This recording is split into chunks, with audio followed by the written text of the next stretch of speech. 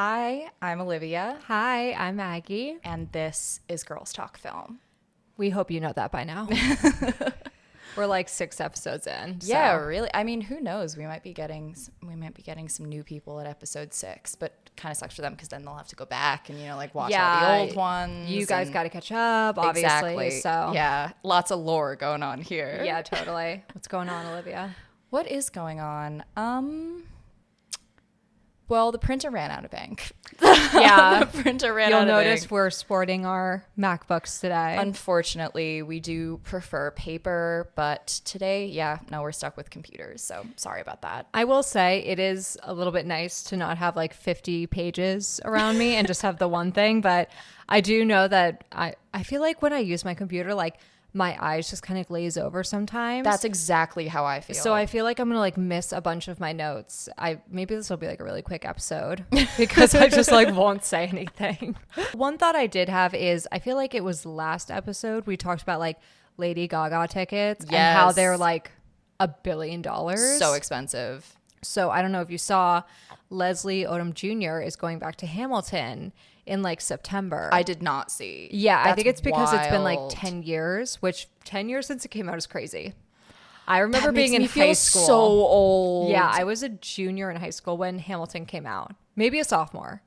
I was a freshman, so you would have been a sophomore. Yeah, sophomore. Yeah. Oh, that's so weird. But yeah, so he's coming back to the show for like a few weeks. And I was like, oh my God, I love Hamilton. Like, love it. I see that for you. I feel like that's an insult because it gives like cringy theater kid. But like, if you don't like the music in Hamilton, I'm sorry, something's wrong with you. Like no one can deny that those aren't bangers. It's pretty objectively good music. Yeah. I would agree with that. Yeah. I do just remember like I dabbled in some theater in my time. I like viscerally remember going to like a theater party and everyone was like singing Hamilton together. And I remember being so cringed out by it. Like I was like, oh, like I don't belong here. Sounds I don't like you wanna... hate fun. I think I might. Honestly, Sometimes I wonder that about myself, honestly. I probably would have been the kid who was like, oh, that's cringe. And then like been in the corner, like low key singing along. Like, Alexander Hamilton. no, like I probably would have been on the couch, like mumbling the words, being like, yes. And I know every single word. Like, but yeah, the tickets are like $900 for like the nosebleeds. So what we like to do on this podcast is we like to take 3 movies that we believe are very different from each other, but they all kind of fall under this same category, theme, plot point, whatever you want to call it. And we like to compare and contrast how these movies show this common theme in their own special way. And kind of like, how does each director approach this? How does the cinematography or the acting or the writing or the lighting or the sound design affect how this is shown in each movie? Very well said, Maggie. Yeah, I practiced it a little bit. Fine. And today we are talking about revenge movies. I'm so excited. Me too. I've like been looking forward to this episode a lot. Same. I really love revenge stories. I like revenge lit. I like classic revenge plays, and I love watching a revenge movie. And I have a little spiel because I took a class in college on the topic. So bear with me while I give a bit of background on the revenge tragedy, just as a bit of a framework for the films that we're about to discuss. So the term revenge tragedy was first introduced in 1900 by A.H. Thorndike, and it was used to label a class of plays that were written in the late Elizabethan and early Jacobean era. So this was a period that was really marked by political instability, dynastic uncertainty, and the rise of surveillance. So revenge tragedies really dramatized the consequences of personal justice that was pursued outside of the law because they had like a very unstable legal system at the time. So a lot of justice was pursued outside of the law. And these early dramas, most famously Hamlet, obviously, also the Spanish tragedy, established a formula that is still extremely recognizable to modern audiences. A morally ambiguous protagonist who is wronged by a great injustice, a period of brooding reflection or mental instability, and a final explosion of violence also, that usually involves multiple deaths. It's such a sound narrative structure. Yes. I feel like they're really, and again, we'll see it in the podcast, like there are ways you can adapt it for like different stories. Definitely. If that makes sense. But as a structure within itself, it's just so solid. So speaking of classic revenge stories, the first movie that we will be looking at today is Robert Eggers' 2022 film, The Northman. It is a historical drama, also an action adventure. It initially premiered in April 2022, and it was released as a wide theatrical release by Focus Features. And it got a lot of critical acclaim. I think it got like a great rating on the Tomato Meter, but it lost a lot of money. It underperformed at the box office, only grossing a worldwide total of $69.6 million on a budget estimated to be between 70 and 90 million. So, all right, do you want to get into it? Let's do it. So we start in AD 895. King Arvindil, the War Raven, is played by Ethan Hawke. You killed that. Thank you. So he has returned to his home island of Franzi, which is in the North Atlantic. I probably said that name wrong, but it's okay. I probably will say most of the names wrong. This is a very historically accurate movie. Yes, and it is hard names. Extremely Norwegian. Yep. And there are a lot of, hey, for all you Norwegians out there, why so many letters? Why Help. so many letters? I think we just like Our dumb American brains can't make sense of them. We literally can't handle it. So you'll hear me say the sentence. I probably said that wrong like 15 times during this. So the king has returned after an overseas conquest, reuniting with his queen, who is played by Nicole Kidman. Her name is Gudrun. Yes. And their young heir, Prince Amleth, and he is our main character in this story. Yes, we initially meet him as a child. Yes. And his father is a little worried that his child's like too nice and boyish and happy. And so to prepare Amleth for his eventual ascension, the two participate in a spiritual ceremony overseen by Arvindil's jester, Hymir, who is played by Willem Dafoe, who just seems like he's having such a blast in this film. In the first like 30 seconds of him being on screen, he pulls his dick out. Yeah. And I was like, oh, okay. Like, Willem Dafoe loves all this weird shit. Like he was so on board for like everything. I kind of like that he is now like Robert Eggers' like right-hand man. Yeah. And I kind of hope this is like a partnership that we'll just see over and over and over again. Me too. It I works every love time. Willem Dafoe. Love him, and Robert Eggers just lets him like let loose. He trusts films. him. Yeah. Yeah. And as he should. Like they seemingly have a really great partnership. Ymir tells Amleth that his destiny is fixed and cannot be escaped, and Amleth is made to vow to avenge his father if he is ever slain, rather than live this life in shame. Back in Viking times, when this takes place, there was a huge emphasis placed on like for men like dying in battle and getting justice. Mm-hmm. So this thing of like your father is a king, if he's slain, you like your destiny and like your only motive should be about like avenging your father. Right. It's almost like it's his responsibility to do it afterwards. Very much so. And Hymir, this jester, tells him that it's his fate. And the question of fate and its changeability is like kind of the central theme of this film. Also, really interesting to note that this film is actually loosely based, but based on the myth of Amleth, which is what Hamlet was based on. I mean, it's literally an, what is it called when they switch the letters around?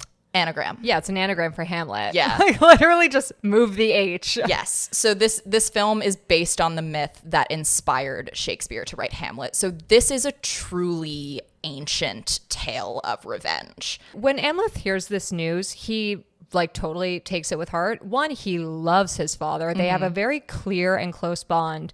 And he's also kind of like excited to fill this like role of responsibility.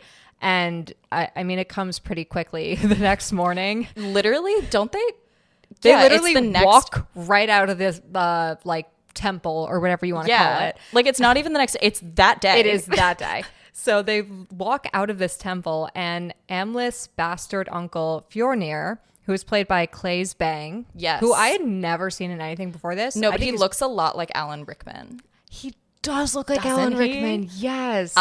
When I first saw this, and I was one of the few that saw it in theaters, and I'm very happy I did. But yeah, no, I like when I saw him for the first time, I was like, Alan Rickman, but no, He's it's really Claes Bang. great in this movie. Who's also great. Yeah, no, Yeah. he does a really good job. I think he gives a lot of depth and complexity to a really interesting character. It's a really quick note, so I'm just gonna like throw it in really quick. But the one negative I have with these kind of movies is like sometimes I feel like the characters aren't really given that much depth to them. Like I feel like the plot is moving so much that we don't have too much time to focus on like the complexity of each character. And I feel That's like fair. I think- Fjolnir is the most complex. We Agreed. see it the most. Agreed. Yeah. So yeah, Fjolnir stages a palace coup.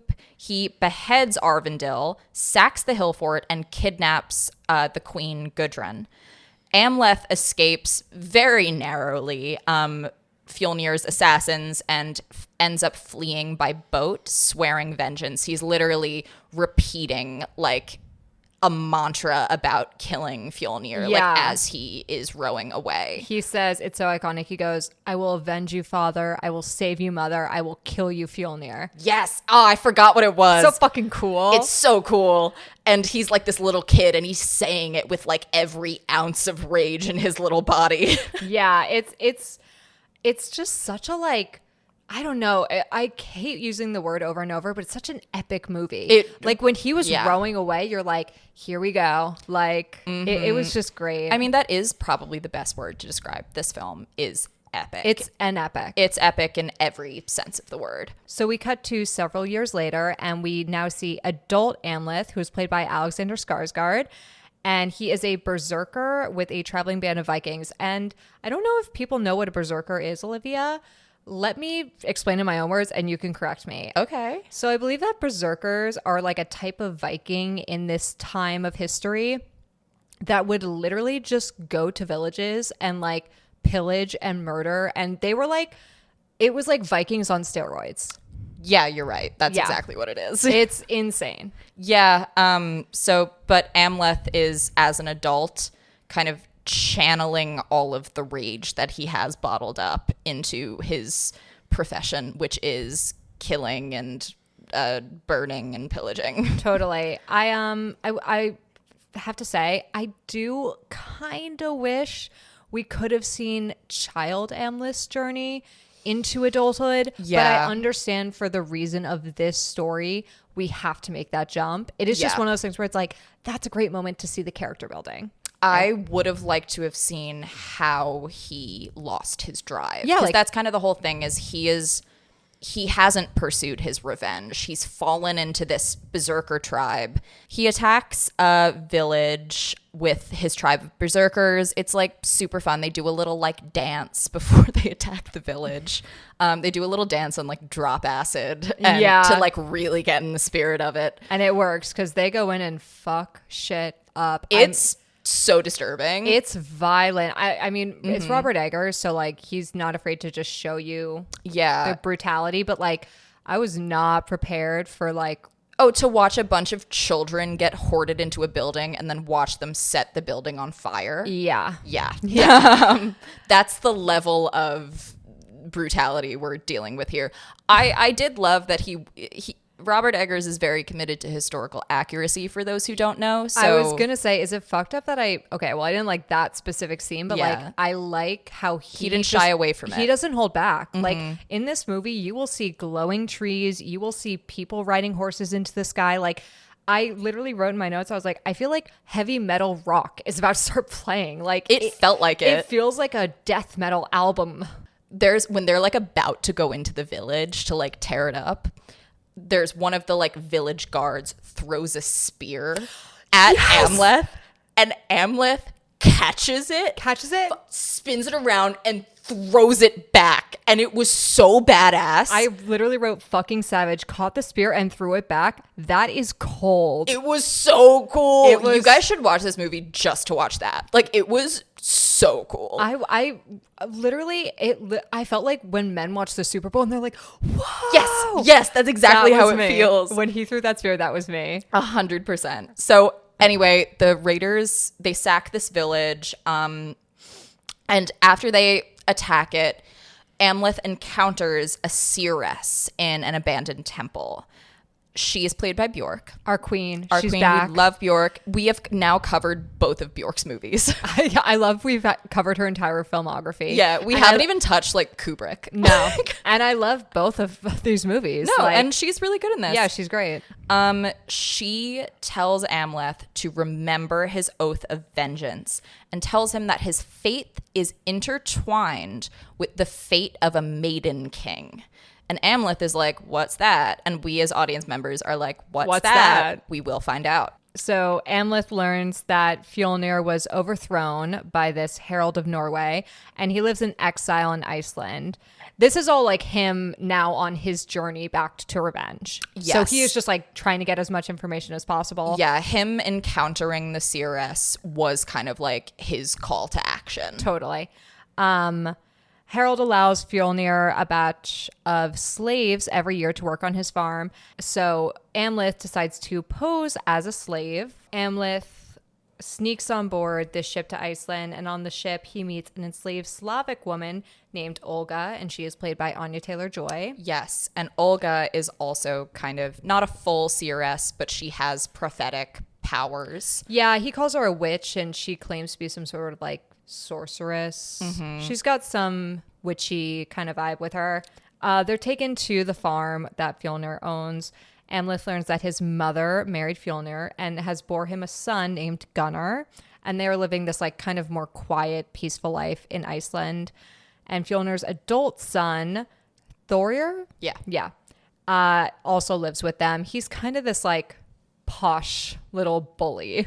That's a great way to describe him. Yeah. He's like a Draco Malfoy type of character. He's low-key like the comedic relief in this movie. Yeah, no, he has quite a few very funny moments. I love the one part where he punches Amleth and it's like this weak ass punch that does nothing to him. Yeah, and it's Alexander Skarsgård. He's built like a house. Yeah, like he's trying to like show his dominance, and it literally is like the equivalent of like getting flicked. it bounces off of him. It's so funny. It's very funny. Yeah. Amleth is not recognized by Fjolnir, and he is hired to work the farm as a slave.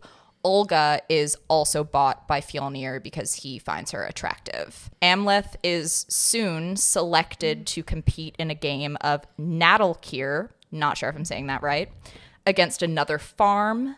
The game quickly turns violent, and Gunnar, who's like a little boy, he's like 10 years old, is almost killed, but Amleth saves him. And as a reward, Thorir grants him overseer duties and allows him to choose a woman for the night.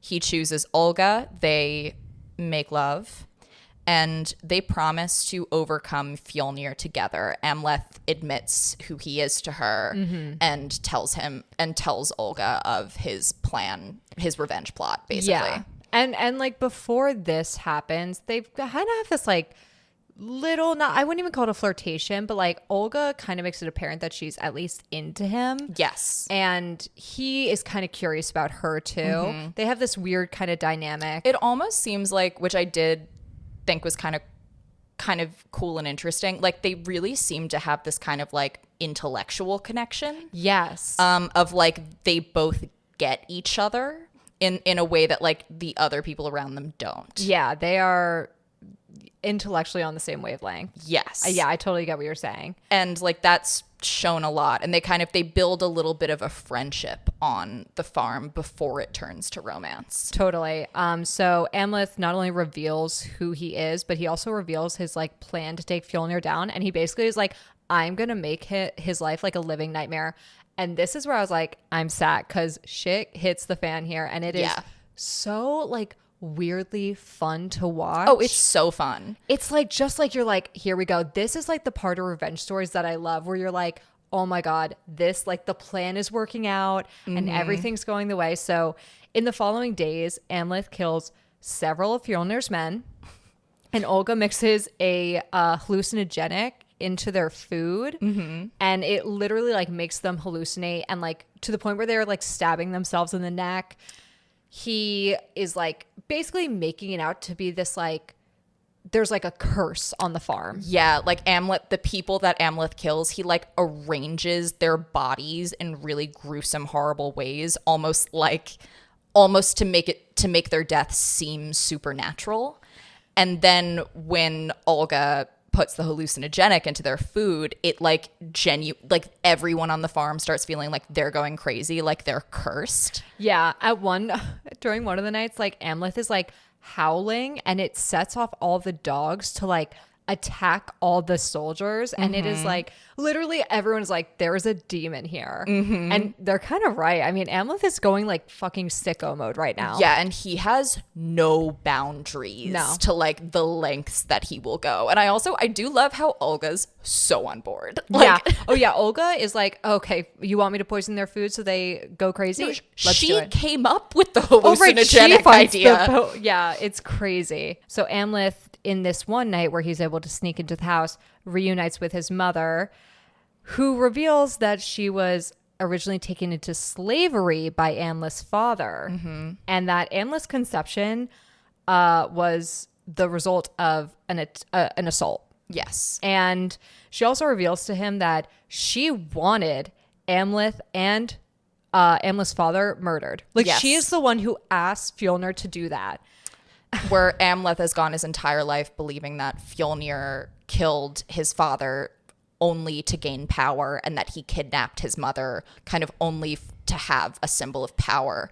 But the whole thing, where we've been getting hints of this since Amleth arrives on the farm, that Gudrun and Fjolnir are happy. Yeah, they seem very content together. They seem very content every time we see them, and Amleth is constantly denying it. Yeah, even Olga at one point is like, well, what about your mother? Like, she seems pretty happy here. And he's like, no, she's only doing that because, like, they have a son together now. And he refuses to believe that his vision of his mother as, like, a captive isn't real. Well, also, when she tells him this, he refuses to believe that his father is, like, not this amazing war hero, incredible king. Like, stand-up guy. Yeah. Like, Gudrun is basically like, yeah, your father, like, basically stole me and abused me, and I didn't want to have a child with him, but Fjolnir was kind and brave, and I begged him to save me. And it is like the world comes crashing down on Amleth. And this scene is probably the most, like, Shakespearean the movie gets. Also interesting is Gudrun kind of tries to, like, seduce Amleth. Oh, she fully tries to seduce him. It's a very interesting tactic to take. Well, I think the point that she's trying to make is, like, okay, so I was stolen by your father, and then I belong to Fjolnir, and if you take down Fjolnir, I'll probably just belong to you. So, like, how am I going to deal with this? Amleth is so enraged by this news, he storms into Thorir's room and literally stabs him through the heart and steals his heart. Yes, he cuts out his heart. Yeah, it's a pretty intense death. So Gudrun obviously, like, runs to Fjolnir and reveals Amleth's true identity to him. Fjolnir threatens to kill Olga, and Amleth offers to trade Olga's life for the heart of his son that he cut out. After a beating, Amleth is released from his restraints by a flock of ravens. And if you'll remember, his father was King War Raven. So this is his father reaching out to him from the beyond and saving him. I'm pretty sure earlier in the movie we see, like, a raven fly somewhere, and he literally is like, oh, father. No, that was right after he runs into the seeress. Yes. Who, like, calls him to action again. Yes, and then he sees the raven, and the raven is, like, the final confirmation of, like, I can't escape my destiny. Right, and it's very Hamlet-esque, where it's like the father's ghost being like, hey, avenge me, avenge me, avenge me. Exactly. So Olga rescues Amleth. She like helps out the crows, the ravens, and the two escape by boat.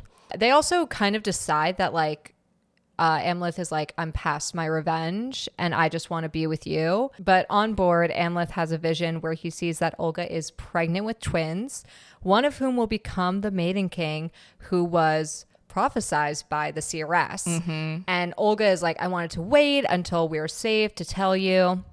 But now Amleth discovers that with these children on the way, they won't be safe as long as Fjolnir is alive. So he decides that he must kill his uncle to ensure the safety of his unborn children. Yes, and one of whom is prophesized to become this like great king. Yes. So he literally jumps out of the boat and swims back to shore, and Olga is heartbroken by this. Yes. So he arrives back at the farm and he kills Fjolnir's remaining men and frees all of the enslaved people. While searching for Fjolnir, Amleth is attacked by Gudrun and Gunnar, and he kills them in self-defense. This part I did find very sad, that he has to kill his mother and a child. And he does not look happy to do it. No, Like it's almost like a kill or be killed situation. It is. It's for him, literally but like a reaction, and then once he realizes what he's done, he's very upset. Fjolnir discovers his wife and son dead and tells Amleth to meet him at the gates of Hell, 1L, which is the crater of the volcano Hekla, which is the volcano that Amleth is fated to kill Fjolnir at. Yes, this is the burning lake that they describe it as. And I also love Fjolnir. Like, this is why I think he gets the best like character, is because you can see like how defeated he almost is when he sees his wife and son dead. Like, it's everything has been taken from him. Yes. And you just see a more humane side of him, which like in the beginning you really only see him as this like bad guy. Well, yeah, because villain you're to take down. Seeing him like through Amleth and how Amleth sees him. Totally. So they go to Hekla, and they take off their clothes first. It's a naked duel. Right. It's a naked duel, and they engage in a very violent naked duel. Also, they would be I was dead. just shocked that they, like, I remember seeing this in theaters and being like, why don't they have clothes on? Like, I mean, you have to imagine how hot it is there, but also I didn't even think about that. That's the first thought. I was like, yeah, honestly, if I were sword fighting next to burning lava, I'd probably so be like, fair. But also, I wrote, they would so both be dead. Like, the ash around them, they would have passed out in like 3 minutes. Exactly. Yeah, no, they So, totally would have. It's just funny, but it is a very cool fighting location, though. It is, and it's like shot in a really fun way. Yeah. Amleth beheads Fjolnir, but he also takes a stab wound. As he dies, Amleth has a vision of Olga with their 2 children, and she tells him in his vision that the children are safe, and she urges him to let go. Yes, and then the film ends with a Valkyrie carrying Amleth to the gates of Valhall. If you die in battle, which means you die a hero, you're escorted by the Valkyrie to the gates of Valhalla. Olivia, what are your thoughts? Okay, first off, probably my least favorite Robert Eggers movie. Wow. But still a great movie, which just shows, like, I mean, in my opinion, how genuinely incredible his filmography is. I'll give my rating right away. I'd probably give it an 8. Probably give it either a 7.5 or an 8. I put down 7.5. That's fair. Shocking you would say it's your least favorite. I think this is probably my favorite that I've seen of his. Really? Yes, but I said to you off camera, this is my bread and butter. The Lighthouse is probably my favorite. Yeah, see, that's so you. You're like, yeah, it's weird. Well, I've actually never seen The Lighthouse. What? You've never seen The Lighthouse? We're definitely going to probably watch it after this now. And if you've watched this and seen The Lighthouse, be mad in the comments, because like this is so valid to be mad about. But you know what I mean? Where I love like the fantasy, Odyssey type, big journey of like this epic nature. And so when I was watching this, and I also love a really historically accurate movie with like, I don't know, I love stories like that. It was down to Eggers was specific about the wood that he wanted the boats made from, because he only wanted to use the wood that the Vikings would have used. Okay, like, I don't care about it that much. No, but like that is a cool detail. Just though. like that's the level of historical accuracy that he's concerned with. Yeah, he commits, and I appreciate it. And I just love stories like that. I like the That's fights. so fair. I like the plot, how fast it moves.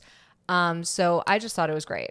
It does. Like, this is a film that flies by. Like, it's like a little over 2 hours, I want to say, and it feels much shorter because it's so fast paced. I will say, in terms of how does this movie show revenge, I love how this movie shows that revenge is not as black and white as it can be. No, of course. I mean, this is, out of the films we watched this week, this is definitely the most aligned with like the classic revenge tragedy. Yes. Which typically does end on the note of like, was it worth it? Amleth, throughout the entire movie, is convinced that his father is this great man who needs to be avenged. And his history and his culture tells him that it's his responsibility. But also, he learns that his father was kind of like a bad man. And in his mother's case, Fjolnir is her savior. So it's kind of that question of like, well, why would you avenge him? But also, it is still his father. Like, it's just a complex situation. Even more than it being his father, it's his fate. Yes. And he can't, like, in the world of this movie, you can't escape your fate. So, like, it doesn't, at the end of the day, it doesn't matter whether his father was a good person or not, because his destiny is his destiny and it has to play out like how it was prophesized. You're right. So he's trapped into this decision. It's a basic way to say it, but again, I like that the message is just like revenge is not this black and white. It's just not as simple as you might think it is, or it might start out to be. Agreed. It's just an interesting, I like the way that they tell it. Well, if you want to talk about complications to a revenge plot, it was a good lead-in, right? That was a great transition. Yeah, thank you. I'm very excited to talk about the next movie that we have, Oldboy, 2003, very famous film directed by Park Chan-wook. It was written by Park Chan-wook, Lim Joon-hyung, and Hwang Jo-yeon. Sorry if I butchered someone's name. So Oldboy initially premiered in South Korea in November 2003, and it then went on to screen at the 2004 Cannes Film Festival, where it was nominated for the Grand Jury Prize. It did not win, but it did win the Grand Prix. Young Jun-sa, who negotiated the international distribution deals for Oldboy, said to The Hollywood Reporter some years later that it was the first example of a Korean film winning global acclaim. Which, thank God, because like, right? If you think about all the bangers that have come out of South Korea is like when I think of like international, like countries that have really amazing films, like I would say South Korea is in like my top 3. Easily. Yeah. Easily. Let me say my favorite country of films. Yeah. I would, but like if I were to, South Korea would 100% be up there. Yeah. Especially like in the last like 20 years. Like they have just been God. saying out absolute smashes. Absolutely. And yeah, Oldboy is, for most film nerds, I feel like it's definitely a pretty goated movie. Mm-hmm. And I think for good reason. And I was saying to you earlier, a part of me is a little surprised that a movie this weird has gotten so much acclaim. But like you said, that's just due to how incredibly well made this film is. Yeah, there's so much style. Like everything across this film is like a 10 out of 10. 10 out of 10. The Easy. acting, the directing, the music, the sequences, like the shots, everything works, and it literally just like molds itself into this perfect little like being. Yes. And it comes in at just under 2 hours. Yeah. Which is wild. Like they just managed to fit a lot into that time. And it does make me question why so many movies are 2.5 hours long now. That's what I was saying. I forget what episode it was, but I was like, I don't like super long movies because there are so many incredible movies that are able to be under 2 hours. So like, Yes. where is the excuse? And they fit a lot. A lot. Like a lot happens in Oldboy. Oh, yeah. So we start in Seoul, 1988, where businessman Oh Dae-soo is arrested for kind of like drunken behavior, disorderly behavior. And it's causing him to miss his daughter's 4th birthday. He seems relatively unconcerned. He's very drunk. His friend Ju-hwan bails him out, and Ju-hwan is in a phone booth talking to Dae-soo's daughter and wife when Dae-soo just disappears and is kidnapped essentially by unidentified people. And I do just have to say, this all happens like we learn who Dae-soo is. We learn he's kind of a drunk piece of shit. He's then kidnapped. Like the inciting incident, the character is established and the inciting incident happens in under 4 minutes. Yeah, I'm so sorry, Olivia, but I have to say, the very first thing we see in this movie is a man being held off a balcony, and we see this unidentified man, and the man being like held up is like, "Who are you?" And then it cuts to Dae-soo in the policeman's station. And I wrote, this is the best character intro ever. No, it's really great. I literally just left it out of the summary for time purposes. I know. I'm but sorry. It's such a great have opening to mention scene. it. It's like, who is this person, and how do we see this drunk idiot turn into the person we see in the beginning? Yeah, no, it's a really, really fantastic opening scene. We jump right into the opening credits once Ju-hwan realizes that Oh Dae-soo has been kidnapped, and it's like, all right. Yeah, you're literally like, where is this going? You have no clue what's going to happen next. We talked about this a few weeks ago with Midsommar, but I really love like a great intro followed by a cut to a title sequence. It's like, almost yes. like its own little short film. Mm-hmm. It's so great. Like you could have just ended the film right there, and you're like, oh shoot. It leaves you so like ominous. But yeah, and adrenalized. Yeah. Like it really, really pumps you up. So he wakes up in this like hotel room that he's locked into. Like people deliver his meals through a slot in the door. For no reason. No one tells him why he's there, how long he will be there, who put them there. He's in the dark about all of it. His only diversion from his captivity is the television. And from it, Dae-soo learns that his wife has been murdered while he's been trapped, and he has been framed for it. Years pass. Dae-soo has grown deranged from solitude. He attempts suicide by wrist cutting, but is resuscitated. He then begins practicing martial arts and attempts to dig an escape tunnel. Suddenly and inexplicably, he's released. Yeah, with no like warning, no reason. He is sedated. When they want to sedate him, like to cut his hair or his nails or clean him up, they filter in like a gas through the vents. Yeah, and they to play this knock like him out. weird song every time they do it too. When Dae-soo is in his captivity, he kind of vows that he will take revenge on whoever puts him in. He's going to find out why he was imprisoned. He's imprisoned for 15 years. Crazy. The year is now 2003, and Dae-soo wanders the streets of the city. One, he's still a wanted man, so he can't like just go to the police and be like, help me. Everyone thinks he murdered his wife. Yeah, he doesn't know what to do with this newfound freedom. He gets into a fight with a gang of thugs, and he kind of tests out his like years of training. Yeah, and he finds out that like, oh shit, I'm actually really good. Like I can actually like beat up all these guys. Yeah. Which that is frankly insane.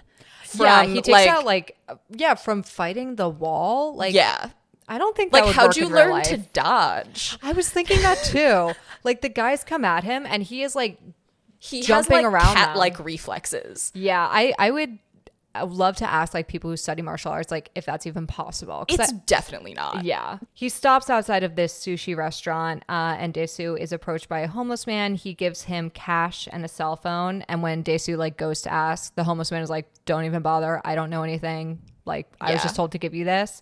He goes into the restaurant and meets Mito, who is the sushi chef. She's like a young girl, very happy go lucky, kind of like quirky and weird. She's quirky and weird, but she's also like kind of a perfect ingenue. Like They match each other's freaks. They do. They're both cut from the same cloth.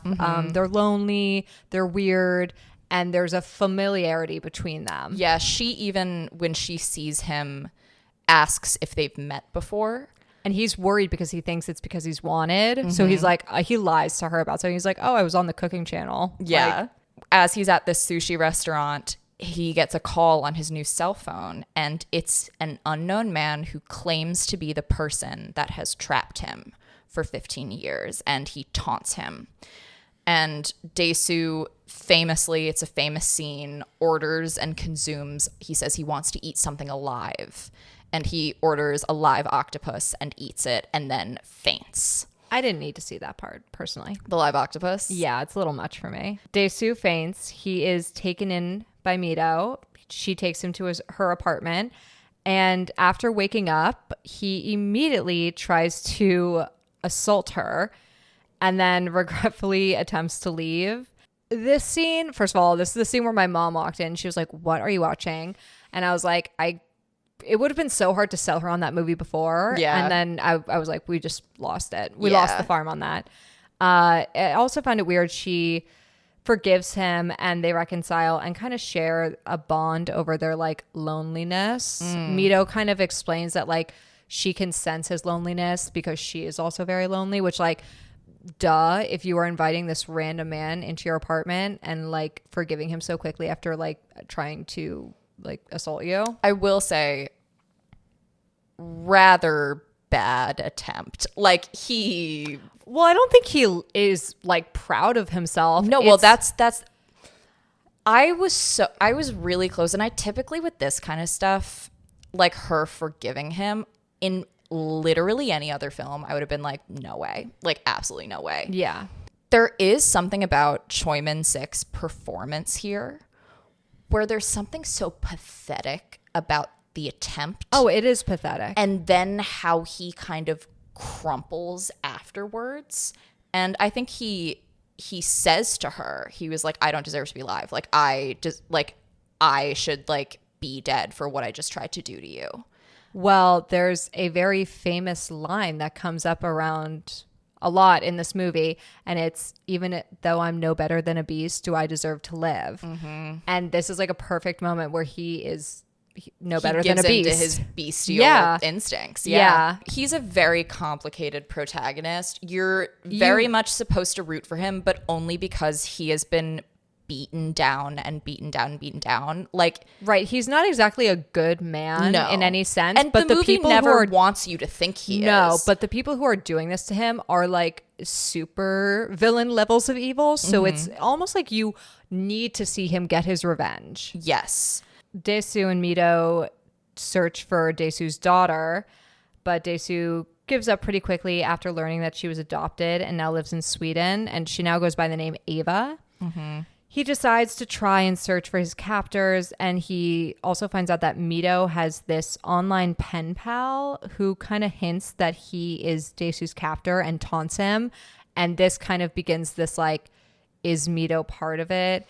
Does she know something? Is she working with these people? Yes. And this is kind of like this point of tension between them. Very much so, which like it is weird that she's talking to this guy who the moment that Dae-soo like shows himself on camera, this guy is like, or even before that, he was like, oh, like, how's that guy doing that you're staying with? And she's like, how do you know that? Well, he says like pretty directly, he's like, oh, you're enjoying your bigger prison right now. So it's like, I'd be insane if he wasn't connected to it. Yeah. And But Mito has a bad excuse too. She's like, well, we just talk about sushi online. I don't know. And it's like, girl, you're not doing yourself any favors. Like, that looks shady as hell. Yeah. No, if I like, he's totally right to be suspicious of her after that. Yeah. He dips out and he decides that the way he's going to find his captors is by trying to find the place where they ordered the dumplings that he had to eat for 15 years was. Which honestly, really smart. Yeah. I wouldn't have thought of that. So he goes to literally like every Chinese restaurant until he is able to identify the one. And his like, sorry. No, it's okay. His like logic behind it is like, I will not forget the one thing that I was forced to eat for 15 years. And it's like, honestly, yeah. Like, so he tries the dumplings at every single place. And like the moment it's the right one, he knows. Because he's like, that's all I've eaten for the past 15 years. Ugh, could you imagine eating the same exact meal for 15 years straight? No, I couldn't. Honestly, I could. I'm like creature of habit. Like I will eat like the same dinner for like months at a time. No, with food, I'm so emotion based. Like I have to be in the mood for something always. He trails the delivery man to this private prison, the same one that he was held in. And it's basically a place where like people pay to have people like held against their will. So they're like a third company, like contract kind of thing. Yes. Dae-soo breaks in, tortures, and interrogates the warden, Mr. Park, which Great this scene. sequence is so great. First of all, that hammer thing. Yes. Ding. It is so like that's iconic. The so style iconic. is so great. He tortures Mr. Park by pulling out his teeth. For a few moments, they like show at one point the amount of teeth he's pulled out, and it's like a lot. It's like most of them. Yeah. Mr. Park eventually gives in and just says that he doesn't really know the man, but he has a tape of his voice, the man who imprisoned Dae-soo. And the only reason that the captor can give for the like why he's being imprisoned is he talks too much, which is like so it's just such a great like what does that mean? Yeah. Like it makes you lean forward and you're like, he talks too much. Did he rat him out? Did he do something? What did he do? Because the whole time Dae-soo was like, what the fuck could I have done to get me in prison for 15 years? Like, again, he's not a great guy. No, but he was just kind of like a drunk He's asshole. a lowlife. Like, He's he a was low loser. life. Yeah. But it was not like evil. Like he still can't figure out like what enemy he would have made who would do this to him. Yeah, what sin did he commit that like literally leads to a punishment like this? On the way out, Mr. Park's guards come in and they try to attack Dae-soo, and there's this amazing sequence in this very narrow hallway. Very famous sequence. Yeah, it's a one shot where basically we just see Dae-soo like fight his way through like 15 guys with nothing but like a hammer and himself. It is so awesome. It's amazing. And my favorite part about it, He's not a superhero. no, he He getting gets the fucked shit up. kicked out of him. At one point, he is losing that fight. Like, they almost have him. They literally are like, oh, I think he's dead. And he gets up, and it is There's so a good. part where he's fighting, like, but he has a knife still stuck in his back. It's so cool. Yeah. It's like probably the most iconic scene from the film. Like, even if you haven't seen the film, you've definitely seen a clip of this scene. Park Chan-wook said in a video for Variety that they only did 15 takes of this scene over the course of 2 days, and that not a single take was perfect. So he just had to choose the best one. I mean, how could you have a perfect take it's of like something like that? Like, I'm like curious 17 to see, actors doing very intricate like fight choreography. I'm so curious to see what the perfect take was supposed to be. Right. Because it's just so chaotic. Like, it almost looks like there's no choreography. It looks like they were just like, okay, go, fight. Yeah, no, that's what's so great about the violence in Oldboy is that It's so real. it's so real, it's so ugly and gritty, and yeah, it's like you could theoretically see people on the street fighting like they do in Oldboy in the fight scenes. Totally. At home, Mido nurses Dae-soo, who, as we said, was very injured in this fight, back to health. Dae-soo goes to see his old friend Ju-hwan, and he plays the tape recording for him. Ju-hwan does not recognize the voice, but he succeeds in identifying Mido's online chat friend, who calls himself Evergreen. Yeah, Dae-soo now is very suspicious of Mido and ties her up and tries to get information from her. He's convinced she's working with this Evergreen person.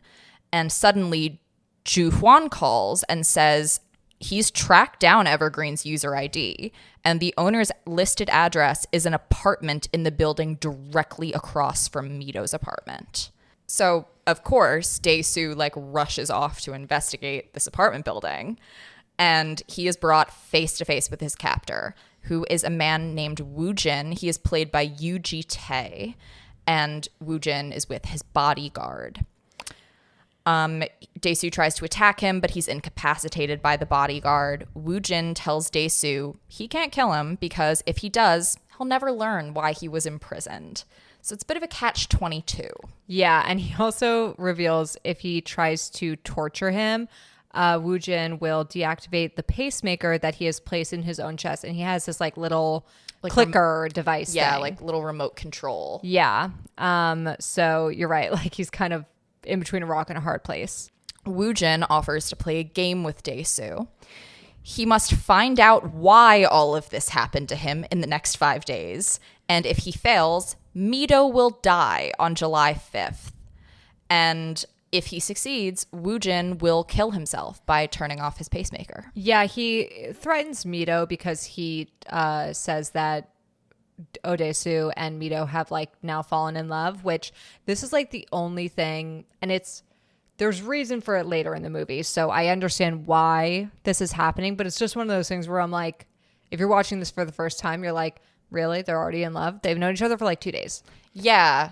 No, it is odd that Yeah. he says it here. I didn't even really put that together, but it's true. And then Dae-soo starts saying he's in love with Mito. And it is the kind of thing of like, were you, or do you now believe you are? Yeah, it's just one of those things you're like, No, you're right.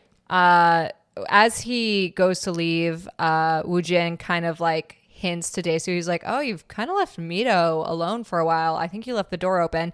He rushes home to find that Mr. Park and his thugs have broken into Mito's apartment. Yeah, and these are the guys he brutalized Yes. in the prison. Yeah, Mr. Park now has a new grill. Yeah. He's got like all gold teeth.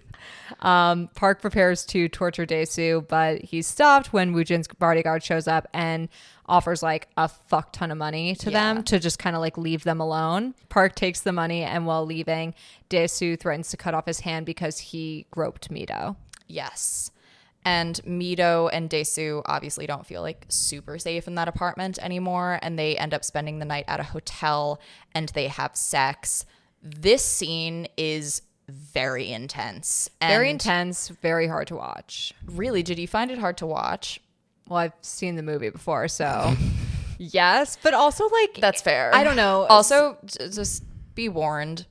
We are about to spoil one of the great plot twists in film history. Yes. So if you have not seen Oldboy, do not watch the rest of this segment, because Oldboy was spoiled for me before I watched it. Oh no. I know. And you know what?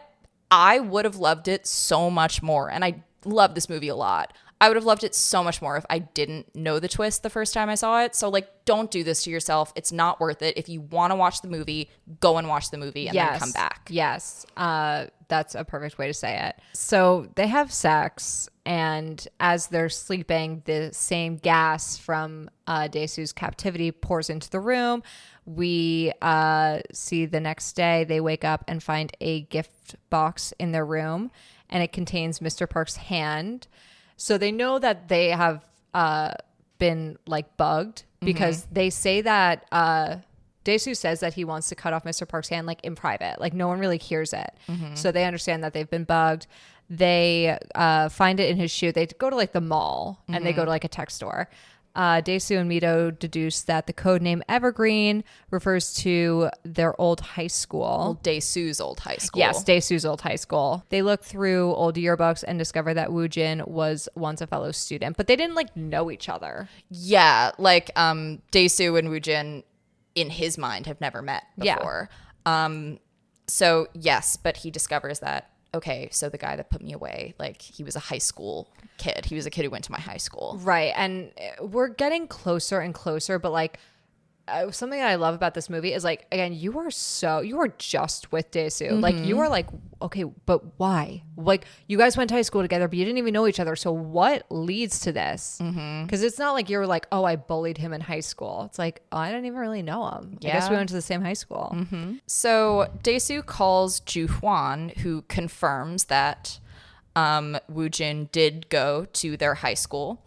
And he mentions that Woo-jin's sister, who also attended the school at the same time, and she had a promiscuous reputation, and then went on to kill herself as a teenager.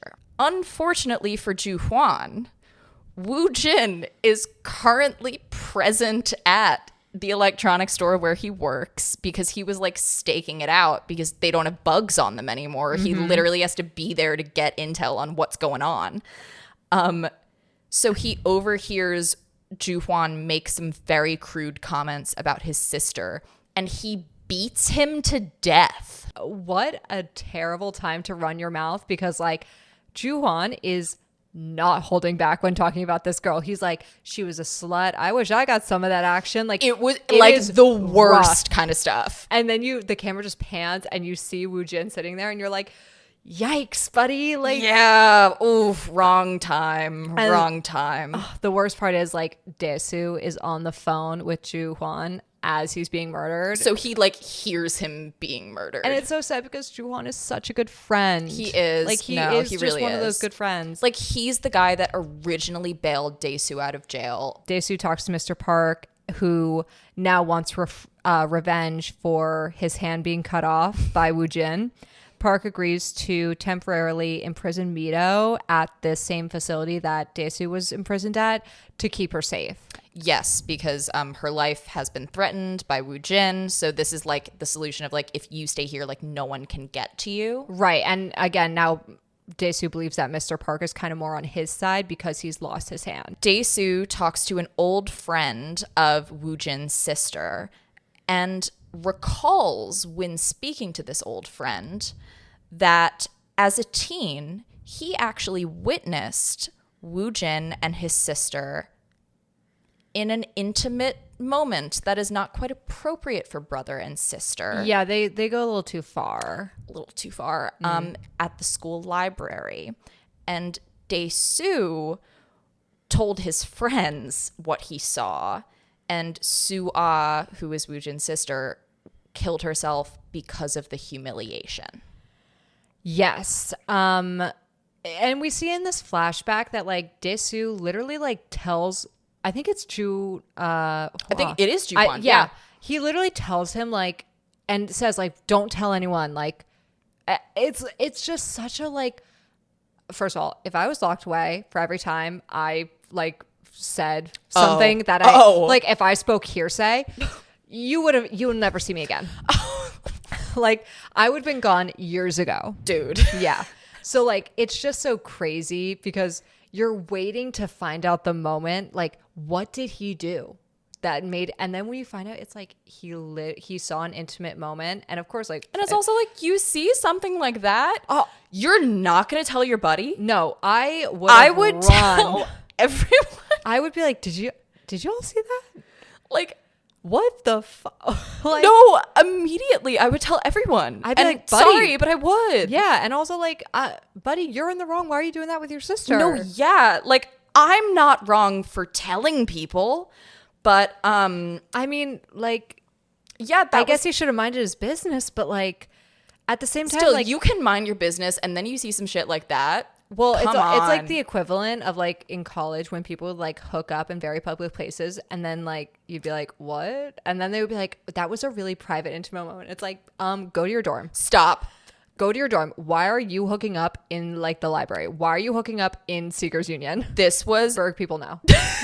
Like, I feel like this was a recurring problem in college of like people would hook up in public places, and then you'd be like, oh yeah, like you hooked up with that guy, and it's like, oh my god, yeah, no, like we're not, like don't tell anyone, and it's like, you did it in public, bestie. You were doing it when people were in the hallway. Like I was there. Right. Like you can't tell tell me not to or talk they get about mad it. about you. They get mad at you. They're like, that's really private. That's like something between us. And it's like, so then why did you do it in literally like the front lawn? Dae-soo finds out in the present now where Woo-jin lives, and he goes to confront him now that he's found like the reason why he was imprisoned. Woo-jin is unfazed, and he tells Dae-soo that he has been asking the wrong questions. Instead of asking why he was locked up for 15 years, he should have been asking, why was he let out? And this is when things really start to go downhill for Dae-soo. I mean, as if they weren't already. Like, the No, but like, buddy if hits you a new low. if you think that things were bad for Dae-soo, you don't even know. Like, we are about to truly descend into the pits of hell. Yeah, if you think about the worst thing, like think about everything this guy's gone through in this movie. Think about the only thing left that can like get fucked up. And you're right. It's about to happen. It's that thing. And also, this is the spoiler. So stop right here, Please. and go watch the movie. Just go watch it. It's And then so come back. good. So Woo-jin gifts Dae-soo a photo album, the first picture of which is a family portrait of Dae-soo, his wife, and his little daughter, who he believes has been adopted and now lives in Sweden. The remaining photos in the album, as he flips through, are of his daughter growing older. Until you see where I'm going, it is revealed that his daughter is, in fact, Mido. Woo-jin reveals that he used hypnosis to orchestrate their meeting and initial attraction to each other. He threatens to tell Mido the truth, and Dae-soo just kind of collapses and starts groveling. This whole thing, It's so hard to watch. I mean, first of all, this plot twist actually makes me nauseous. Like, No, I it know. is so sickening. I wrote, this man is pure evil. And it's so evil because you see Dae-soo go through such hell, and the one thing that makes It was him the happy one good thing. is Yeah. Mido. And so when you find this out, it is worse than a gut punch. I mean, Yeah. it's like someone knifes you and just takes out all your intestines. Yes, and we're just going to continue getting stabbed. And you're so right too, where it's like, I said this to you off camera, but like Dae-soo, who this whole movie is this badass, like swears to take down the people who have wronged him, takes down a hallway full of like big muscly guys. just to grovel and beg like this little pathetic loser. It is. Yeah, he shrivels. Ugh. And also, I have to say, when they call Mido and Mido has an identical box in front of her, and she's like, they're telling me to open it, and you can, it's a great performance. You can see his shift to a father. He's speaking to her now like she is his daughter, and you are so just like, true. It's so he's true. like, oh, don't open it, and he calls her Sweet Pea, and then And he's like never called her anything like that before. and then like she's like, okay, I won't. They say don't open. He's like, yeah, good girl, don't do that. And you're like, oh my god, it's awful. It's so sad. It's just that shift is insane. Woo-jin is unmoved by Dae-soo's groveling, and he had told him multiple times prior that it's like, your tongue is what got you into this. Like, your tongue is what killed my sister. So yeah, in his kind of desperation for Woo-jin to forgive him and to not tell Mido that he's her father, he cuts off his own tongue. It's the worst because this whole movie you're waiting for him to get revenge, and then he loses. Like, he's lost. Yeah. He lost this battle. Woo-jin leaves the penthouse, and now that his plan has been successfully carried out, he shoots himself in the head. Yeah. He doesn't even let Dae-soo have one thing. Nope. Like, he had planned to kill himself, but he wants to do it on his own terms. yeah. Fuck you. I Yeah. hate you. Yeah, he literally was like, oh, you wanted to kill me? I'll take that from you too. Oh.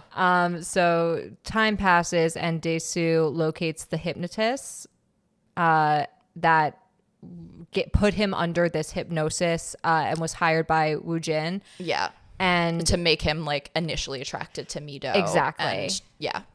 he requests that she erase his knowledge of Mido being his daughter. I find it interesting that he does that and doesn't say, hey, go to Mito and have her forget about me. Well, I think that's the interesting thing is like, he's no better than a beast. Is ignorance salvation? And I feel like that's kind of the major question that one of the major questions that the movie asks you. So the hypnotist guides Dae-soo to envision a part of himself that knows the truth, dying. So there's two versions. There's Dae-soo and then there's the monster. The monster knows the truth. And she says the monster will like walk until he can't walk anymore and then he'll die, knowing this secret. And it's like a visualization exercise that she guides him through. A concerned Mito soon finds Dae-soo lying alone in the snow. She confesses her love for him and the two embrace. The film ends with Dae-soo smiling, but it kind of turns into this like tortured grimace like look. Yeah, so it ends ambiguously. Did he forget? Well, or does he remember? Did the hypnosis work or not? I love the detail of like the footsteps leading to where he is, because you're like, well, is he Odesu or is he the monster? Who knows? Does he remember or does he not? And that's where the film ends, and you're just like, oh my God. This movie is a revenge on revenge. This is a revenge as postmodern noir horror. Odesu's such a great character, and Woo Jin is a great character too. He literally says that revenge doesn't really do anything. When they first meet, he basically says like that hidden pain always comes back. Yeah. Even after your vengeance is finished, that hidden pain will always be there. And you can kind of see that's true for Woo Jin. Like, yes, he wanted to get that revenge on Dae-soo. But he's resigned himself to the pain. Like, yeah. Oh, yeah. Well, he knows that this is his end game. He knows that there will never be getting over that pain. So that's why he was planning to off himself at the end anyways. But I think it was just that last, like, fuck you. Whereas I think Odesu kind of has the opposite thing, where he believes that this vengeance will be cathartic to him. Yes. And then you can kind of see him change throughout it too. He's questions himself like, will I be able to go back to the man I was? Do I even want that? And then he says to Mito later, he goes, I can't just kind of forget about this. The vengeance is a part of me. Like, it has consumed his life. Also, just like cool to know, which I didn't know this before I researched it, that any sort of like Oedipus parallels are very purposeful. The character is even named Odesu to remind people of Oedipus. The same way that Oedipus cuts out his eyes, Odesu cuts out his tongue. Oh. Like, yeah. I'm seeing those parallels now. Park Chan-wook is very, like, he has, I believe, almost referred to it as like his version of the Oedipus story. So what would your final rating be? 9. I think, yeah, I'd go 9. It's like so close to perfect. I would probably give it like a 7.58, and only for the reason that it's just so fucked up as a movie. Like, that's fair. It's a movie I wrote, I can't rewatch it all the time, but when I do, I appreciate all the care that went into this film. But anyway, yeah, great film. Very different from our next film. Very different. Talk about like whiplash. Yeah, I mean, this is definitely like a palate cleanser for the, like, if you want to like lighten the mood, definitely. But yeah, for those who don't love their revenge stories, mean and violent. Our final movie is 9 to 5. Came out in 1980, directed by Colin Higgins, and was co-written by Colin Higgins and Patricia Resnick. Yes. It initially premiered in December 1980, and it was a wide release. It was distributed by 20th Century Fox. The film initially received mixed reviews during its release. However, it has since been reappraised for its commentary on workplace sexism. And also, notably, the film was based on an idea by Jane Fonda, who not only stars in it, but also served as an executive producer. So the film centers on 3 women who work in the offices of a large corporation known as Consolidated Industries. We first meet Judy Burnley, who is played by Jane Fonda. She is a naive new employee whose husband has recently left her for his secretary. So this is like her first job, really. Yeah, she's been a housewife for the last like 10 years. On her first day, she is assigned to train under Violet Newstead, who's played by Lily Tomlin, who is, I'm sorry, I like genuinely didn't realize how Lily Tomlin's like a star. Like, she's so good in this. Yeah, she's great. She's like, for me, she was the highlight of the film. Like, anytime she spoke, I laughed. Yeah, she's got that like Dorothy and Golden Girls like kind of wit that Yes. always just works for me. That's so good. That's such a good way to put it. That's exactly it. She's great. Violet, who Lily Tomlin is, she's the supervisor of her department and she's a longtime employee of the company. Both Violet and Judy work under the department executive, Franklin Hart Jr. And they work, might I just say, the design of the office is like so gray and dreary and It looks horrible. like prison. It really looks like prison, and Yeah. I got quite a laugh out of that when they were like showing the office interior. It's like, oh, Yeah, it's not great at all. There's one more main character in this film, and that's Dorothy Rhodes. She's played by the amazing Dolly Parton. Dorothy is Hart's personal secretary, and despite the fact that Dorothy is happily married, Hart continues to make inappropriate advances towards her. Hart also lies to his colleagues that he's been having an affair with Dorothy, which Dorothy has no idea about. yeah, like she's Dolly Parton. She's like a beautiful, sexy Southern Marilyn Monroe. Yeah. So like, yeah, he's been trying to brag to his friends that he's having an affair with her. She is not having an affair with him, and at a point, he constantly makes advances at her in like really gross ways. Like he like pushes things over on his desk so that like she can pick them up and he can like ogle her. It's gross. I mean, Hart is like literally the worst person ever. He makes comments about women's appearances to the new hires. I'm pretty sure to Judy, like in the first scene, he's like, oh yeah, it's going to be great to get like pretty women in here. Rumors that Hart's been spreading that they are having an affair. All of the other women in the office believe that Dorothy's sleeping with him and they're all really mean to her. It's so sad too, because she's literally like, Dorothy's like just so nice. Like she's like the sweetest little thing ever. So some time passes and Hart turns down Violet for a promotion in favor of Bob Enright, who is a man who works under her. Yeah. Basically, Violet is like the shoo-in for this promotion. She's the only one who makes sense. And then like everyone's saying that like, well, it has to be you. Yeah. And then when Bob gets it, Violet literally is like, I trained him. Like, how does that make sense? And Hart basically just outright tells Violet that the company would rather have a man in that position. She becomes outraged and storms out of the office. But before she goes, she catches Dora Lee and kind of like tells her, hey, everyone knows you're having an affair, by the way. And Dora Lee freaks out because she's not having an affair. Yeah, she's not having an affair. And she didn't know that Hart is going around telling everyone. So after Violet yells at Hart in his office for not giving her the promotion, she leaves and is followed right by Dora Lee, who's come to yell at Hart about telling everyone that he's having an affair with her. I also there's such a great bit in this part where there's like this one woman in the office who's kind of like the office drunk.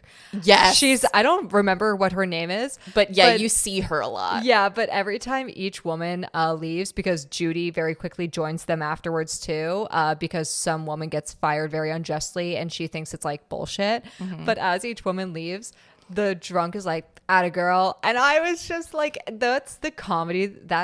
It just makes me laugh, like shit like that. No, that was funny. But I will just say, so I really enjoyed this movie really up until this part. Like this is the part that I was still engaged with. And I wrote when I was watching it and taking notes, I just wrote like, as one woman after another comes into Hart's office to yell at him, it slowly starts to feel like he's the only man in this world of women.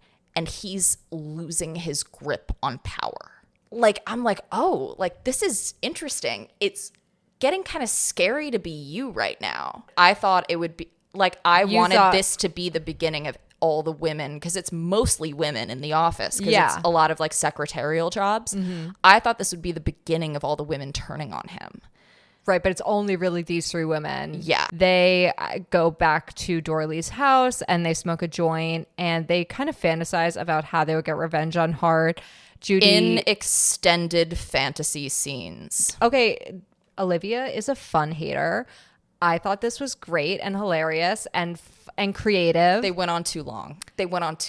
I have to disagree with you. All 3, when I realized we were going to see all 3 of the fantasy sequence, like each woman's fantasy, and all of them are like 4+ minutes long. For me, it was perfect, and I thought it was like adorable and fun. Okay, fine. Fair but enough. But I see what you're saying.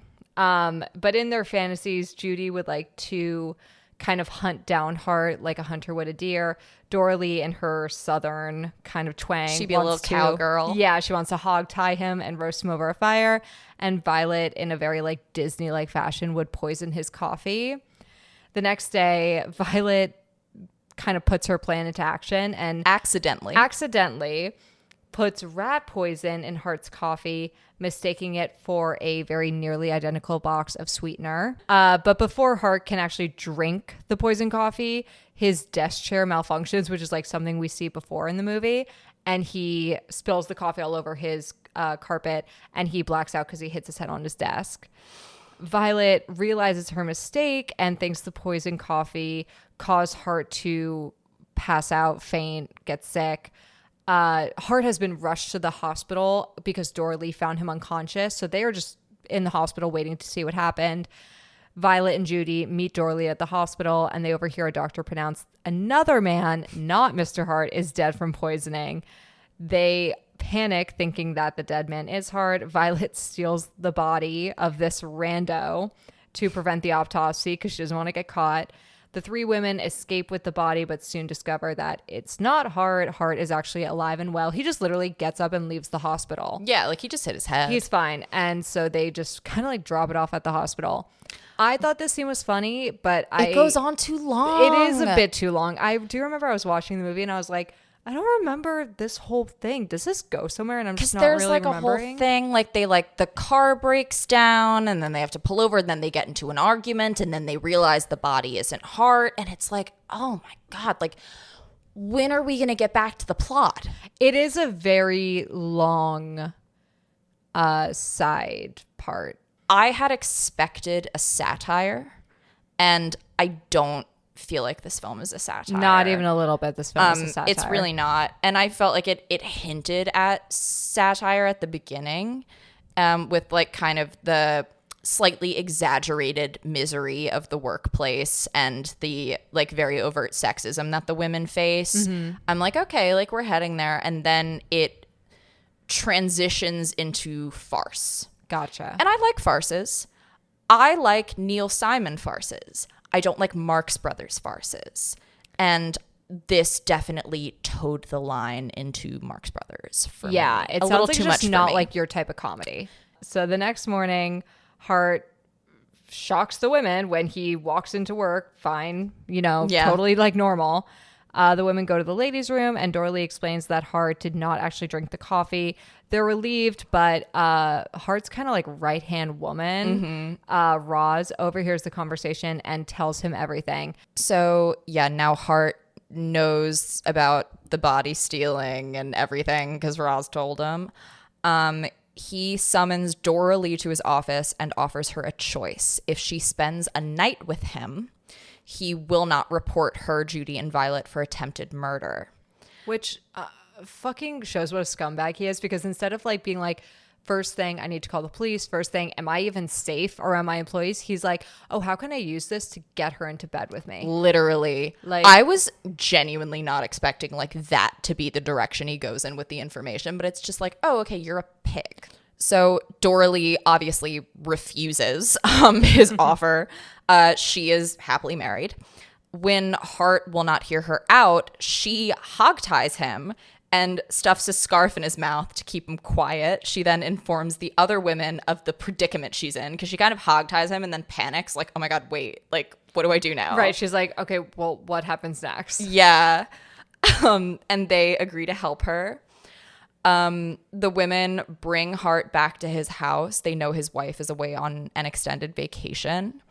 And they discover there that Hart has actually been selling Consolidated Industries inventory and pocketing the proceeds, which also goes to show, of course, he had to also be an embezzler because back in 1980, just being a predator wasn't enough. Right. Not only is he just a creep and like a misogynistic asshole, but he also has to be like screwing the company over. Yeah, like it's not enough that he's just horrible to women. He has to also be horrible to like men. I also love, I don't know if you loved it too, probably not because you didn't like the fantasy sequences, but I like how all three women kind of get to live out their fantasies. Oh no, that was the best part. Yeah. And also there's like a whole thing where like Judy accidentally shoots at him just like she did in his fantasy. Yeah. The poison coffee, the hog tying, that they all kind of become accidental participants in their revenge fantasies. Yeah, I just think it's a cute little like callback. I did, and it took me a little bit to like get it too. Yeah. Like, it's not until Judy shoots the gun where you're like, oh my God. Yes, that was exactly when. Yeah. So Violet places an order for the invoices that are going to serve as like proof of his crimes, of his embezzlement. And the women plan to use them to blackmail Hart into not talking about all the things they've done now. Yeah. Now there's like a lot of things. Yeah, it's leverage they can use against him, basically. Exactly. The invoices, however, are not going to arrive for 4 to 6 weeks. So they have to keep Hart confined to his bedroom, and they use a like hang gliding suit with a remote control garage opener. It is like almost like a BDSM type, like that's something you see in 50 Shades of Grey. But like crazy. That, but if you want to fly, it's like, yeah. It's like 50 Shades of Grey, but like also in the air. Yeah. Like, I don't know how to explain it. It's crazy. It's crazy. And I get what you're saying about the comedy. It's very slapstick. I prefer a more like satirical, or like if we're gonna go stupid, let's go really stupid. And I feel like this was both, it was too slapstick to be satire and not stupid enough to be really stupid and funny. While Hart is currently out of office, aka in captivity, the women kind of quietly take over his role, which like really they've been doing while he's in the office too. Like Violet basically runs that company by herself, and Dorley does like everything that Hart is supposed to do too. But now they are just like kind of signing his name and doing all these like changes to the office workspace. So they like put in flexible hours, equal pay. They put in a daycare. They, get new furniture and paint the lockers and just kind of make it a more inclusive, more relaxed, less prison-like work environment. Days before the invoices are slated to arrive, Hart's wife comes home from vacation early, finds him, and he says it's like an exercise regimen he's doing, like and that like he's found himself trapped in that, so she helps him out of the like suit that they've put him in to confine him, and that gives him time to buy back all of the inventory he sold, which then kind of negates the leverage that they had on him because now he's bought it back. Yeah, so now I mean he has anything they had on him, he just undid, and now he is fully like threatening. He's like, I'm sending you guys to jail. Oh yeah, 100%. But before Hart can report Judy, Dorley, and Violet to the police, we get a Deus Ex Machina ending. The chairman of the board, Russell Tinsworthy, arrives to meet with Hart for the purpose of congratulating him on the improvements made to the office, which have resulted in a 20% increase in productivity. And as a result, he invites Hart to join him on a multi-year project in Brazil. And Hart is forced to accept this because his boss is telling him to. And Violet, Judy, and Dorley celebrate their success. I hated this ending. I hated it. Hate's a very strong word. I hated it. I hate a Deus Ex Machina ending. For those who don't know, a Deus Ex Machina is a plot device or a character in a story where an unexpected kind of miraculous thing or character appears and resolves a seemingly unresolvable conflict. This character event is typically kind of introduced out of nowhere with little to no buildup or foreshadowing. This chairman of the board, Russell Tinsworthy, who pops in at the end just to let the girls know that everything's okay and send Hart away. I didn't really have a problem with this ending before. And then when you pointed it out, I was kind of like, yeah, it does put a nice little bow on everything in It's a very lazy. Convenient way. It's lazy. I guess It's I didn't lazy notice writing. it because this movie is very like fun and silly throughout the whole movie. That's fine, but come up with a better ending. Like, why couldn't the women have solved it on their own? To add to your point, I do hate passive characters in movies, like characters who just have the plot happen to them and they're just witness to it. And that is very much like the women at the end of this movie. Like literally the guy shows up out of nowhere and is like, and you're coming with me and you guys can run the office. And they just kind of like, they literally are just standing there on the side the whole time like, oh. But I guess I don't have as much of a gripe with it. That's fair. This is the Deus Ex Machina is my like writing pet peeve. I get really annoyed every time I see it, and it just like it's a thing that bothers me in movies or in books too. I also felt like this ending kind of like I was expecting more movie. I feel like it kind of ends very abruptly. And I will say I wasn't obsessed with it. I really liked the beginning.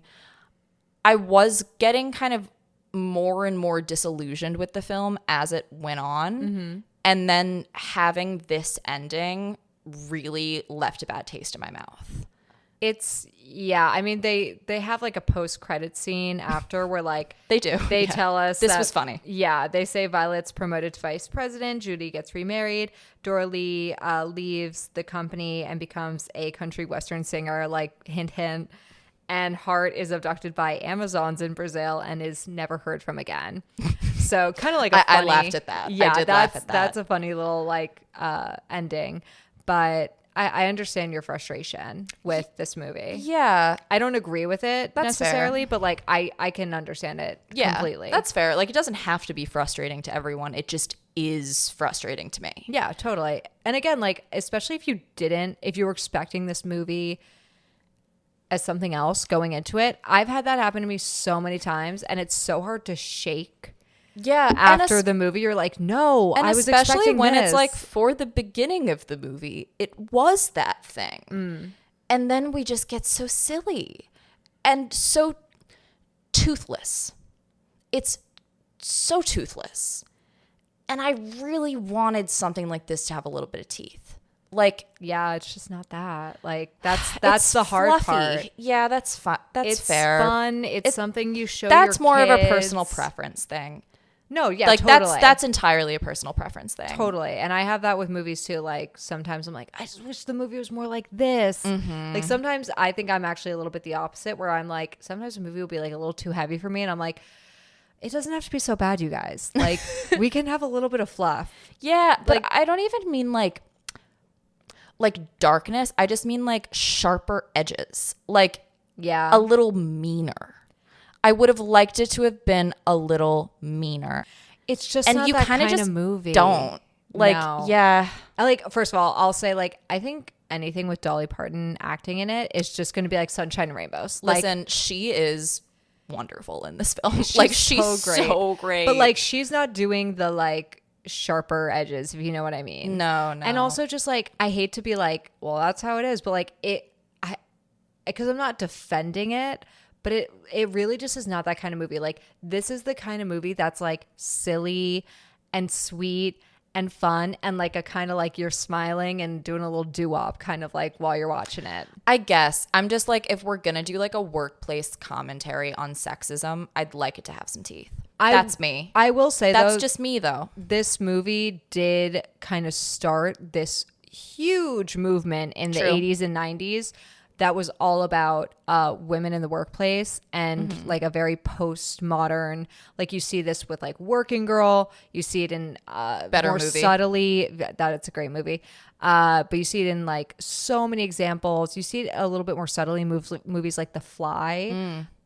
So this was kind of like very revolutionary for its time. Yes. But I can totally see, especially as a modern It's a personal viewer, preference thing. Yeah. as a modern viewer, it is a little bit like you were saying earlier, how like it's known as a super feminist movie, and you're like, but it still feels a little bit regressive in some ways. I find a film feminist when female characters are allowed to be people and are allowed to have flaws and are allowed to have like misgivings and rage and sadness and anger and are allowed to be complicated.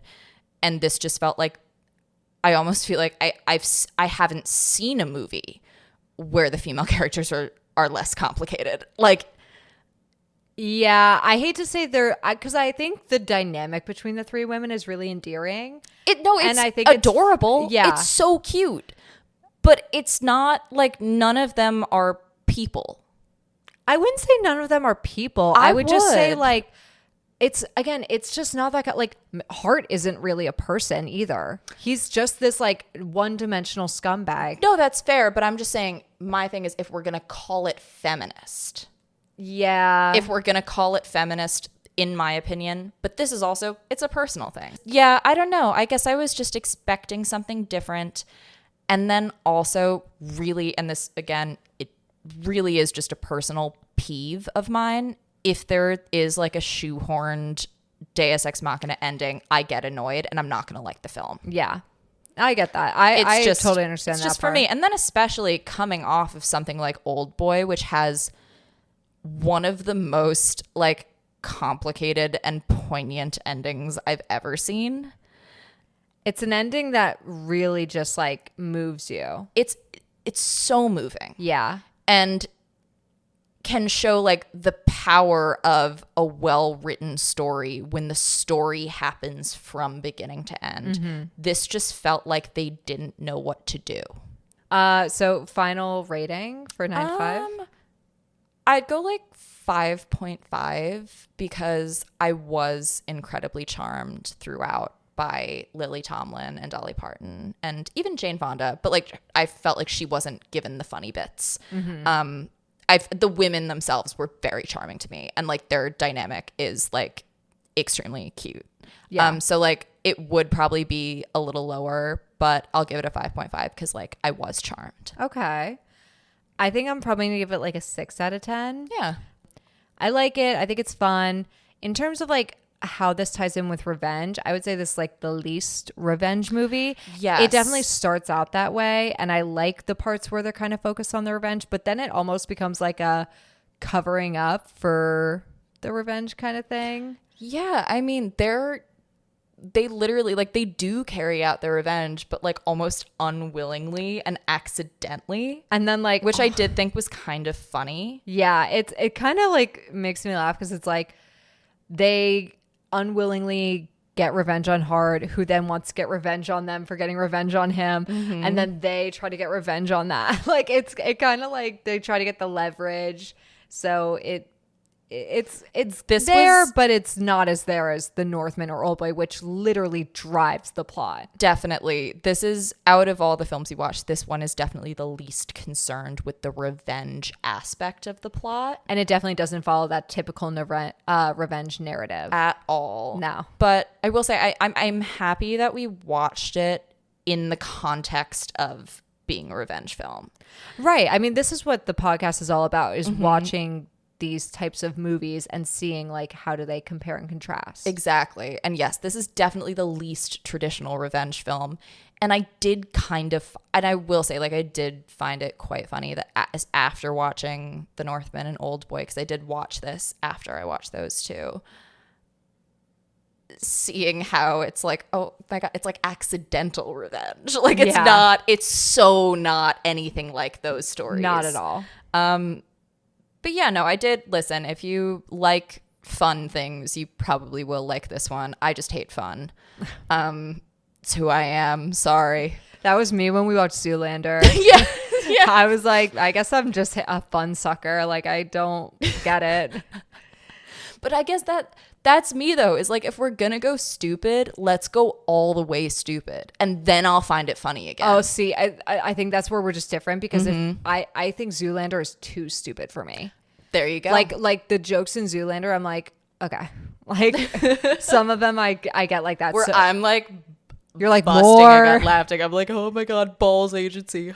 Like But yeah, I mean, that was revenge on film. that was revenge. I was really excited for this episode, and I am so happy we did it. Because, Yeah, this was a fun one to Yeah. do. And it was fun to watch the movies. It was an interesting bunch, and I'm glad that we watched them together. yeah, I love when we have like fun themes like this, like something like revenge. And then I also love when we pick movies that like literally have nothing to do with each other. At all. Like Yeah. are super different in so many ways, because then watching them back to back to back, you're like, I just feel like I'm on a roller coaster. Yes. Yeah. Exactly. Next week is an adults only episode. An NSFW episode. Yeah. We're going to be talking about how sex work is portrayed in film. We will be watching Anora, Pretty Woman, and Pleasure, which is a 2021 film directed by Ninja Thyberg.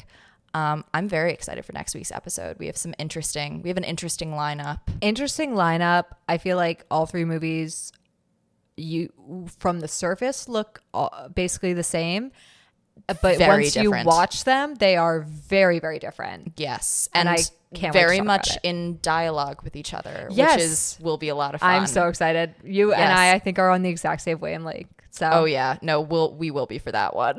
all right, but Well, yeah. no, if you're interested and want to join us in our discussion, feel free to watch those movies this week and meet back up with us next week to talk about them. Yeah. So I'm Maggie, I'm Olivia. and we'll see you next week. Bye. Bye.